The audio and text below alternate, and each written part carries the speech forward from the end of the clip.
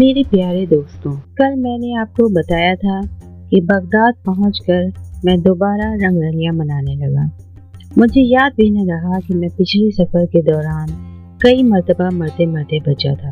دن رات گپ لڑانے اور دعوتیں اڑانے کے سوا مجھے کوئی کام نہ تھا۔ چند مہینے تو آرام سے گزر گئے۔ اس کے بعد میرا دل گھر بیٹھنے سے گھبرانے لگا۔ مجھے تو سیر سپاٹے کا چسکا لگ گیا تھا۔ آخر مجھ سے رہا نہ گیا۔ پچھلے خطروں کو بھول بھال کر میں نے سفر کی تیاری شروع کر دی۔ سفر کا ارادہ کر کے بازار سے عمدہ اور نادر مال خریدا اور سامان سے لدا پھندا دریائے دجلہ کے راستے بصرہ پہنچا۔ بندرگاہ میں ایک جہاز نظر آیا جس پر بہت سے دولت مند سوداگر اور دیندار مسافر سوار تھے۔ پتہ چلا کہ جہاز آج کل میں روانہ ہوگا۔ میں سامان لدوا کر اس جہاز پر سوار ہو گیا۔ مناسب وقت اور موافق ہوا دیکھ کر ہم روانہ ہوئے۔ کبھی اس جزیرے پر 2 دن ٹھہرنا، کبھی اس بندرگاہ پر 4 دن رکنا، گویا سیر کی سیر اور تجارت کی تجارت۔ چلتے چلاتے ایک دفعہ ہم سمندر میں کافی دور نکل گئے۔ جدھر نظر دوڑاتے نیلی نیلی نہروں کی ریل پیل اور نیلے آسمان کے سوا کوئی دکھائی نہیں دیتا۔ ایک دن جہاز کا کپتان کھڑا آنکھوں پہ ہتھیلی کا سایہ کیے سامنے افق کا جائزہ لے رہا تھا کہ یکایک اس نے زور کی چیخ ماری، پگڑی اتار کر پھینکی اور پاگلوں کی طرح اپنی داڑھی نوچنے اور کپڑے پھاڑنے لگا۔ ہم سب دوڑ کر اس کے گرد اکٹھے ہو گئے اور پوچھنے لگے کہ اے بندے خدا، یہ بیٹھے بٹھائے تجھ پر کیا دورہ پڑا ہے؟ خیریت تو ہے؟ کپتان نے آہ بھر کر کہا، جہاز والوں، اب تمہیں خدا ہی بچائے تو بچائے، ورنہ یہاں سے جان سلامت لے جانے کی کوئی امید بظاہر نظر نہیں آتی۔ ہوا نے ہمیں صحیح راستے سے ہٹا کر ایسے علاقے میں پہنچا دیا ہے جہاں سے کبھی کوئی مسافر نہیں لوٹا۔ سامنے جو جزیرہ نظر آ رہا ہے اس کا نام جبل الزغب ہے۔ یہاں بالشتیوں کی ایک قوم آباد ہے جو انسانوں سے زیادہ بندروں اور لنگوروں سے مشابہ ہے۔ سنا ہے یہ کسی مسافر کو زندہ نہیں چھوڑتے۔ افسوس، ہم تباہ ہو گئے۔ کپتان کی باتیں سن کر ہمارے چھکے چھوٹ گئے۔ سمجھ میں نہیں آتا کہ کیا کریں اور کدھر جائیں۔ ہوا زبردستی ہمیں جزیرے کی طرف لیے جاتی تھی۔ جب ہمارا جہاز ساحل کے قریب پہنچا تو آنن فانن جنگل سے ہزاروں بندر نما چھوٹے قد کے جنگلی چیخیں مارتے نمودار ہوئے اور سمندر میں کود کود کر جہاز کی طرف تیر کر آنے لگے۔ ایسا لگتا تھا جیسے کوئی ٹڈی دل چلا رہا ہے۔ ذرا سی دیر میں وہ جہاز پر چڑھ آئے اور تعداد میں اتنے تھے کہ ہماری ہمت نہ ہوئی کہ انہیں روکیں۔ ڈر یہ تھا کہ اگر ہم نے انہیں کچھ کہا تو کہیں یہ غصے میں آ کر ہمیں مار نہ ڈالیں۔ ایک طرف کالے کلوٹے، زرد آنکھوں والے بالشتیے دانت نکالے چیخے مارتے ہوئے دوڑے دوڑے پھر رہے تھے۔ ان کی بندروں جیسی شکلیں دیکھ کر اور کرخت بولی سن کر دل دہلا جا رہا تھا۔ دیکھتے ہی دیکھتے وہ مستولوں پر چڑھ گئے اور اپنے دانتوں سے چبا چبا کر بادبانوں کی رسیاں کاٹ ڈالیں۔ اتنے میں جہاز خشکی کے پاس پہنچ چکا تھا۔ انہوں نے ہمیں اٹھا کر ساحل پر پھینکنا شروع کر دیا۔ تھوڑی دیر بعد دوسری سمت سے زور کی ہوا چلنے لگی اور وہ جہاز ڈھکیلتے ہوئے دور تک لے گئے، اور جب وہ ہوا کی زد میں آ گیا تو اس پر چڑھ بیٹھے اور ہوا جہاز کو ہانک کر ایک طرف لے گئی اور رفتہ رفتہ وہ ہماری نظر سے ہمیشہ کے لیے اوجھل ہو گیا۔ جہاز اور اپنے مال و اسباب چھن جانے کا افسوس تو بہت تھا، لیکن ہم نے سوچا کہ جان بچی تو لاکھوں پائے۔ سچ یہ ہے کہ ان جنگلیوں کا ہمیں جان سے مار دینا کیا بڑی بات تھی۔ ساحل سے اٹھ کر ہم نے جنگل کا رخ کیا۔ خوش قسمتی سے جزیرے پر جنگلی پھلوں اور میٹھے پانی کے چشموں کی کوئی کمی نہ تھی۔ پھل کھائے اور پانی پیا تو ذرا جان میں جان آئی اور ہم جزیرے میں گھومنے پھرنے لگے۔ کچھ فاصلہ طے کرنے کے بعد ہمیں جنگل کے بیچوں بیچ ایک بہت بڑی عمارت نظر آئی۔ ہم یہ کہہ کر کہ چلو رات بسر کرنے کا سامان تو ہوا، اس کی طرف لپکے۔ करीब जाकर देखते क्या है कि एक आलीशान महल खड़ा है और उसके चारों तरफ ऊंची ऊंची फसील है। इत्तेफाक से आबनूस का बना हुआ फाटक चौपट खुला पड़ा था। सहन के कोने में हड्डियों का ढेर लगा हुआ था और कई इतने बड़े चूल्हे थे कि लकड़ियों की बजाय उनमें दरख्तों के पूरे पूरे तने लगाए जा सकते थे। चूल्हों के पास इतनी बड़ी बड़ी देगें और सीखें पड़ी थी कि उनमें पूरा हाथी पिरोकर पकाया भून लिया तो पता न चले। हमने आपस में कहा कि हो न हो ये किसी दावत का सामान है और देर तक सहन के चक्कर लगाते रहे कि शायद किसी आदमी की सूरत नजर आ जाए। आखिर हमें नींद आ गई। सोते सोते यकायक हमें ये महसूस हुआ जैसे जल्जला आ रहा हो। हमारी आँख खुल गई। देखा तो शाम हो चुकी थी और फाटक की तरफ से धमाधम की आवाज आ रही थी। चंद लम्हे बाद फाटक में ऐसी बला नजर आई कि हमारे औसान खता हो गए और कपकपी छूट गई। कहने को तो वो बला आदमी जैसी थी, मगर इतनी डरावनी किसी ने ख्वाब में भी न देखी होगी। तार सफेद काला कोयला रंगत, लाल अंगारा सी आंखें, भाड़ समूह लंबे लंबे दांत बाहर निकले हुए, होंठ ऊंट के होठों की तरह सीने पर और कान मशकों की तरह कमर पर लटके और नाखून जैसे शेर के पंजे। उस देव को देखकर हमारा दम ऐसा खुश्क हुआ कि उठकर भागने का हौसला भी न रहा। बैठे के बैठे रह गए। वो लंबे लंबे डग भरता हुआ चूल्हों के पास जा बैठा और लगा घूरने। थोड़ी देर की घूरा घारी के बाद उछल खड़ा हुआ और दौड़कर हमारे पास आया। सबसे पहले उसने झपट्टा मारकर मुझे उठाया और इस तरह उलट पुलट कर देखने लगा जैसे कसाई भेड़ को देखता है। मैं ठहरा दुबला पतला आदमी, मुझ में हड्डियों के सिवा क्या था। उसने मुझे छोड़ दिया और मेरे एक और साथी को उठाकर उलटने पलटने और टटोलने लगा। इस तरह वो हर आदमी को उठा उठा कर देखता रहा।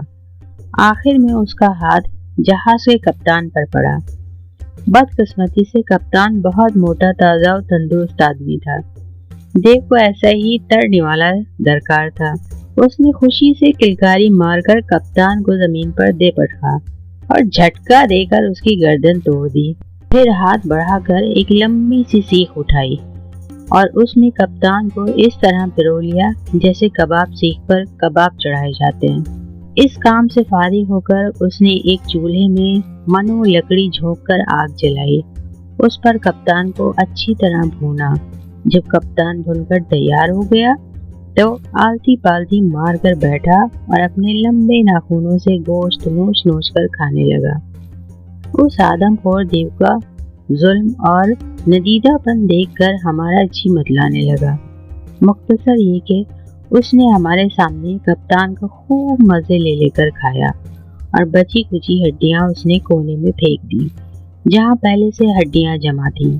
खाने के बाद वो फिर चूल्हे के पास ही लेटकर सो गया और उसके खर्राटे रात भर हमें तंग करते रहे। जब वो खर्राटा लेता तो ऐसा मालूम होता जैसे पहाड़ पर से पत्थर लुढ़क रहे हों। सुबह तक वो सोता रहा और फिर उठकर चलता हुआ जब वो दूर निकल गया तो हम आपस में बातें करने लगे। हमने कहा, काश हम समंदर में डूब जाते या बंदर हमें मार डालते। इस तरह आग पर भूने जाने से तो बच जाते।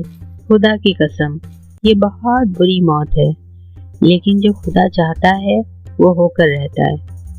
अब हमारा मरना यकीनी है। यहाँ से बच निकलने की कोई सूरत नहीं। ये कह सुनकर हम उठे और जजीरे में कोई छुपने की जगह या वहाँ से भाग निकलने का रास्ता तलाश करने लगे, मगर हमें न रास्ता मिला न छुपने की जगह। नाचार हम उसी महल में लौट आए। थोड़ी देर बाद वो देव फिर आया और हमारे एक साथी को भून कर खा गया। सुबह हुई और वो जा चुका तो हम सर जोड़कर बैठे और आपस में मशवरा करने लगे।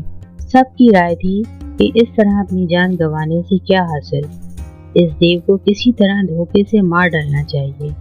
मैंने कहा, अगर इसे मारना ही है तो पहले एक काम करो, लकड़ियां जोड़कर एक कश्ती बना लो ताकि इसे मारने के बाद इस जजीरे से निकल जाएं। मेरा कहा सबने मान लिया। हमने जाकर एक कश्ती बनाई और उसमें बहुत से फल रख दिए ताकि सफर में खाने के काम आए। शाम को देव लौटा और पहले की तरह हमारे एक साथी को खा लिया। जब वो सोया और खर्राटे लेने लगा तो हमने 2 सीखें उठाई और आग जलाकर उन्हें इतना गर्म किया कि वो अंगारों की तरह लाल हो गई। उसके बाद हम देव के पास आए और पूरे जोर से सीखें उसकी आंखों में भोंक दी। वो बड़े जोर से चीखा और उठकर हमें ढूंढने लगा। हम इधर उधर दौड़ते फिरे और उसके हाथ ना आए। वह अंधा हो चुका था, इसलिए हमें पकड़ने से नाकाम रहा। इसके बावजूद खौफ के मारे हमारी बुरी हालत थी। आखिर वो मायूस होकर भगता झिकता महल से बाहर चला गया। हम भी झटपट कश्ती की तरफ दौड़े। अभी उस पर सवार हो ही रहे थे कि वो देव अपने से भी ज्यादा लंबी तरंगी और डरावनी देवनी को साथ लिए आ पहुंचा। दोनों के हाथों में बड़े बड़े पत्थर थे। हमने कश्ती समंदर में डाल दी। उन्होंने पत्थर फेंकने शुरू किए। उन पत्थरों से हमारे बहुत से साथी मारे गए। सिर्फ मैं और 2 आदमी जिंदा बचे। समंदर में लहरों के जोर से चलते चलाते हम एक और जजीरे पर पहुंचे। शाम तक उसकी सैर की। रात हुई तो एक जगह पड़कर सो रहे। एक साथी के चीखने चिल्लाने से आंख खुली तो देखा कि एक बहुत बड़े अजदहे ने उसे निगल लिया है। सिर्फ उसका सर बाहर है। हमारे देखते ही देखते वो उसे पूरे का पूरा निगल गया। हमें अपने साथी की हड्डियां पसलियां टूटने की आवाजें सुनाई दी। उसे हड़प करके अजदहे ने अपनी राह ली। मैं और मेरा साथी एक दूसरे से कहने लगे, अजीब बात है कि हर नई मौत पुरानी मौत से बदतर नजर आती है। आदमखोर देव से निजात मिली तो वो इस जालिम अजदहे के हत्थे चढ़ गए। सुबह को उठकर हमने जजीरे की सैर की, मेवे खाए और नदियों से पानी पिया। शाम के वक्त हमें एक बहुत बड़ा और ऊंचा दरख्त नजर आया। हम ये सोचकर उस पर चढ़ गए कि अजदहा यहाँ तक नहीं पहुँच सकेगा। अफसोस कि ये ख्याल गलत साबित हुआ।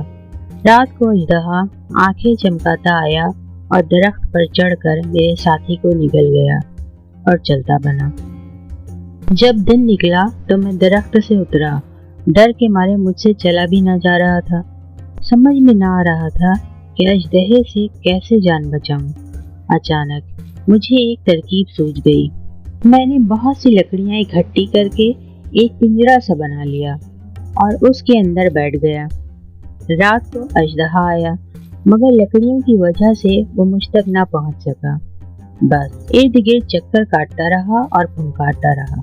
आखिर सुबह की रोशनी नमूदार हुई और अजदहा वहां से दफा हो गया। मैंने पिंजरे से निकलकर मायूसी के आलम में साहिल का रुख किया। सोचता था कि खुद को समंदर में गिरा दूंगा। इतने में दूर एक जहाज नजर आया। मैंने एक दरख्त की बड़ी सी टहनी तोड़कर हिलानी शुरू की और शोर मचाया। मेरी किस्मत अच्छी थी। जहाज वालों की नजर मुझ पर पड़ गई। वो जहाज को साहिल तक ले आए। मुझे देखकर हैरान हुए और फिर अपने साथ ले गए। मैंने उन्हें अपनी कहानी सुनाई, जिसे सुनकर उनकी हैरत और बढ़ गई। बहुत दिन बाद अच्छा खाना खाने को मिला। मैंने पेट भर कर खाया और खुदा का शुक्र अदा किया, जिसकी मेहरबानी से मेरी जान बची। जहाज चलते चलते एक जजीरे पर पहुंचा। सौदागरों ने वहां उतरकर माल बेचना और खरीदना शुरू किया। उधर कप्तान ने मुझसे कहा, तूने बहुत आफत झेली है। मैं तुझे थोड़ा सा फायदा पहुंचाना चाहता हूँ, ताकि तू अपने वतन खैरियत से पहुंच जाए और मुझे दुआएं दे। हमारे साथ एक मुसाफिर था जो रास्ते में गुम हो गया। मालूम नहीं जिंदा है या मर चुका है। उसका माल जहाज पर पड़ा है। वो माल ले जा और जजीरे पर बेचा। जो भी आमदनी होगी उसमें से कुछ हिस्सा तेरा होगा, बाकी हम बगदाद में उसके घर वालों को तलाश करके दे देंगे। मैंने कहा, ठीक है। वो माल उतारा गया तो बंदरगाह पर चुंगी के मुंशी ने कहा, कप्तान साहब, ये माल किसका है? रजिस्टर में किसका नाम लिखूं? कप्तान बोला, सिंदबाद जहाजी का नाम लिखो। वो सफर के दौरान गुम हो गया है। जब मैंने ये बात सुनी और कप्तान को गौर से देखा तो पहचान लिया और जाकर कहा, साहब आपको पता है कि सामान के मालिक पर क्या गुजरी? कप्तान ने जवाब दिया, हम एक जजीरे पर रुके थे, वहाँ वो कहीं गायब हो गया। मैंने कहा, अरे साहब खुदा आपको सलामत रखे, मैं ही सिंदबाद जहाजी हूँ। उस जजीरे पर उतरकर सैर करते करते मैं एक जगह सो गया था। जब आँख खोली तो जहाज जा चुका था। ये माल मेरा है। इस बात की गवाही वो सौदागर दे सकते हैं जो हीरों की तिजारत करते हैं। उनसे मेरी मुलाकात उन पहाड़ों पर हुई थी जो हीरों की वादी के गिर्द वाक़ हैं, और मैंने उन्हें अपना सारा वाक़या सुनाया था। मेरी बातें सुनकर बहुत से सौदागर मेरे आसपास जमा हो गए। कोई कहता कि ये आदमी सच्चा है, कोई मुझे झूठा करार देता।